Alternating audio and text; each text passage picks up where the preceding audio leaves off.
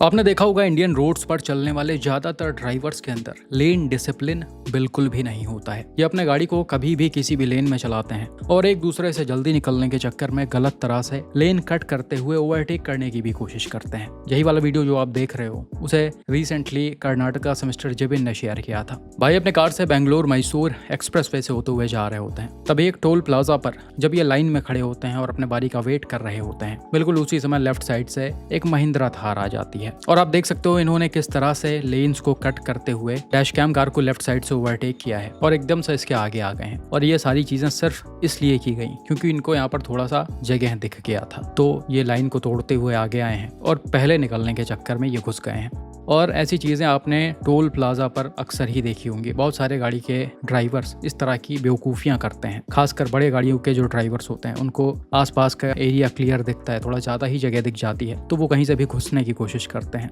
लेकिन रूल्स नाम की और तमीज नाम की भी कोई चीज़ होती है। जिस तरह से यहाँ पर सब अपने लेन में खड़े हुए हैं, अपने बारी का वेट कर रहे हैं, बिल्कुल आपको भी उन्हीं के पीछे खड़ा होना चाहिए था और अपने बारी का वेट करना चाहिए था। लेकिन खैर कुछ लोग इन चीज़ों को समझते नहीं हैं और खुद को सबसे ऊपर रखते हैं।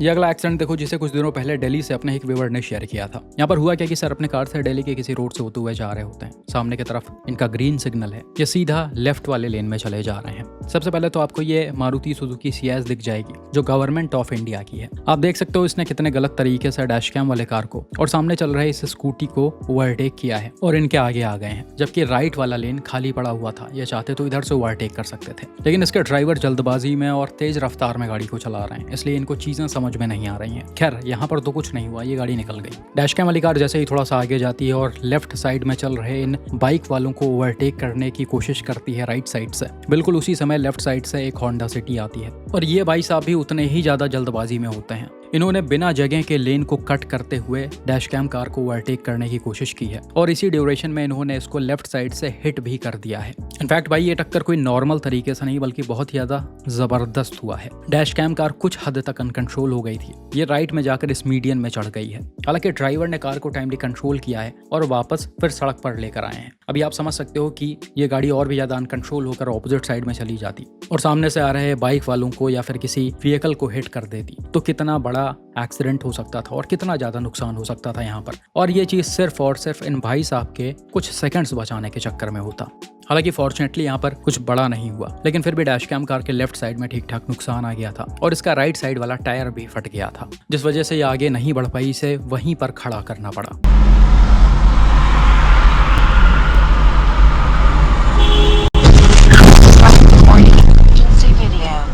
अब इस एक्सीडेंट के बाद ये तो स्पॉट से निकल गए थे, वहां पर रुके नहीं, लेकिन फिर बाद में सर पास के पुलिस स्टेशन पर जाते हैं, कंप्लेन रजिस्टर कराते हैं और पुलिस रजिस्ट्रेशन नंबर से व्हीकल ओनर को आइडेंटिफाई करती है और बाद में ये शायद अपने गलती को एक्सेप्ट भी करते हैं, माफी भी मांगते हैं और शायद कंपनसेट भी कर देते हैं। और इसीलिए मैंने यहाँ पर सिटी का जो नंबर प्लेट है उसे ब्लर कर रखा है। अब सिटी के ओनर ने इसका रीज़न ये बताया कि उनको शायद किसी को एग्जाम दिलाने ले जाना था, जिस वजह से उन्होंने जल्दी निकलने के चक्कर में ऐसे कट मारा या फिर गलत तरीके से ओवरटेक किया। तो भाई सबके ही साथ कभी ना कभी ऐसा सिचुएशन क्रिएट होता है जहां पर आपको बहुत ज़्यादा जल्दबाजी होती है, कहीं पर आपको जल्दी पहुंचना होता है, लेकिन आप ये समझो कि वहां पर पहुंचने के चक्कर में आप खुद का भी बड़ा नुकसान कर सकते हो और दूसरों का भी कर सकते हो। इनफैक्ट ऐसे एक्सीडेंट्स में दूसरों की जान भी जा सकती है, या फिर आपकी ही गाड़ी के हाई स्पीड में कहीं अनकंट्रोल होकर इधर उधर घुस जाती तो कितना बड़ा नुकसान हो जाता। तो लोगों का ये समझना बहुत ज़्यादा ज़रूरी है कि आपके और दूसरों के सेफ्टी से बड़ा कुछ भी नहीं है। आपका कोई भी एग्जाम छूट रहा हो, कुछ भी हो रहा हो, लेकिन आप सड़क पर इस तरह से रैश ड्राइविंग बिल्कुल भी नहीं कर सकते हो। बिल्कुल ऐसा ही एक्सीडेंट रिसेंटली मध्य प्रदेश से अपने एक व्यूअर ने शेयर किया था। बिल्कुल सेम सिचुएशन है, डैश कैम कार को राइट साइड में चलाया जा रहा है, इसे लेफ्ट साइड में सामने चल रहे इस ट्रैक्टर ट्रॉली को ओवरटेक करना होता है, लेकिन बिल्कुल उसी समय राइट साइड में एक क्रेन खड़ी होती है जो स्ट्रीट लाइट्स को सही कर रही होती है। अब जैसे ही डैश कैम कार इनके थोड़ा सा पास में पहुंचती है, लेफ्ट साइड से हाई स्पीड में एक महिंद्रा थार आती है और बिल्कुल सेम तरीके से जैसा कि होंडा सिटी के ड्राइवर ने ओवरटेक किया था वैसे ही ये भी ओवरटेक करते हैं कट मारते हुए। अब यहाँ पर भी ज्यादा जगह नहीं थी, इसलिए थार ड्राइवर ने डैश कैम कार को लेफ्ट साइड से हिट कर दिया काफी जोरदार तरीके से और हिट करते हुए ये सीधा निकल गए हैं। हालांकि यहाँ पर डैश कैम वाली कार अनकंट्रोल नहीं हुई, ये राइट तो गई है लेकिन इसे टाइमली संभाल लिया गया है। लेकिन फिर भी आप देख सकते हो यहाँ पर भी कितना खतरनाक सिचुएशन क्रिएट हुआ है। ये गाड़ी डिवाइडर में भी लड़ सकती थी और अनकंट्रोल होकर सामने इस ट्रक में भी लड़ सकती थी और तब और भी ज्यादा बड़ा नुकसान हो जाता, लेकिन फॉर्चुनेटली अभी ऐसा कुछ नहीं हुआ। वहीं पर थार ड्राइवर गाड़ी को हिट करने के बाद भागने की कोशिश करने लगे हैं, जिसके तुरंत बाद डैश कैम कार ड्राइवर भी इनका पीछा करने लगे और एक हाई स्पीड चेजिंग हुई। यहाँ पर लगभग 100 किलोमीटर पर आवर के आसपास डैश कैम वाले कार को चलाया गया, लेकिन ये थार को रुकवा नहीं पाए क्योंकि इसे और भी ज़्यादा तेज़ रफ्तार में चलाया जा रहा था। हालांकि बाद में इन्होंने चेजिंग को अवॉइड भी कर दिया है, क्योंकि इससे ना तो सिर्फ इनके ऊपर खतरा था बल्कि इनके वजह से दूसरों को भी नुकसान हो सकता था। और यही चीज़ मैं आपको बहुत सारी वीडियोस में बताता हूँ। इस तरह का जो भी एक्सीडेंट होता है, आपकी गाड़ी में डैश कैम लगा हुआ है, सारी चीज़ें रिकॉर्ड हो जाएंगी, गाड़ी का नंबर रिकॉर्ड हो गया, आप उस चीज़ से इनके ऊपर कंप्लेन कर सकते हो, लेकिन इस तरह से चेजिंग कभी मत करो, ये बहुत ही ज़्यादा खतरनाक होता है। यह अगला इंसिडेंट रिसेंटली उत्तर प्रदेश के नोएडा से अपने ही एक व्यूअर ने शेयर किया था।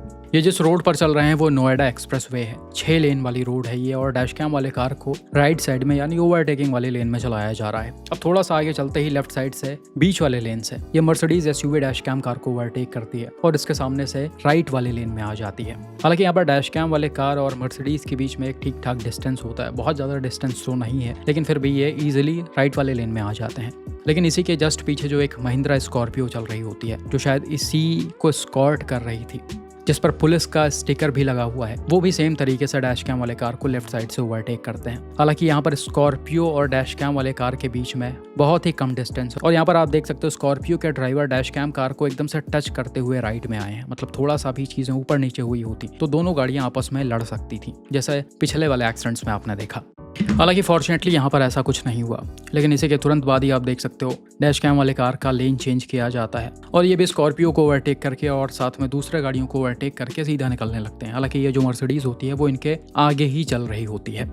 अब जैसा कि वीडियो के स्टार्टिंग में मैंने बताया कि ये स्कॉर्पियो शायद इसे एस्कॉर्ट कर रही थी और आपने देखा होगा जो भी एस्कॉर्ट वाली व्हीकल्स होती हैं, चाहे पुलिस की हो चाहे प्राइवेट हो, वो हमेशा चिपक कर चलती हैं और एक दूसरे के पीछे ही रहती हैं, जो कि यहाँ पर भी करने की कोशिश की जा रही थी। स्कॉर्पियो के ड्राइवर बार बार डैश कैम कार को ओवरटेक करने की कोशिश कर रहे थे काफ़ी ज़्यादा करीब से, लेकिन इनको टाइमली जगह नहीं मिल पा रही थी क्योंकि यहाँ पर तीनों ही गाड़ियों को थोड़ा सा एग्रेसिवली चलाया जा रहा था।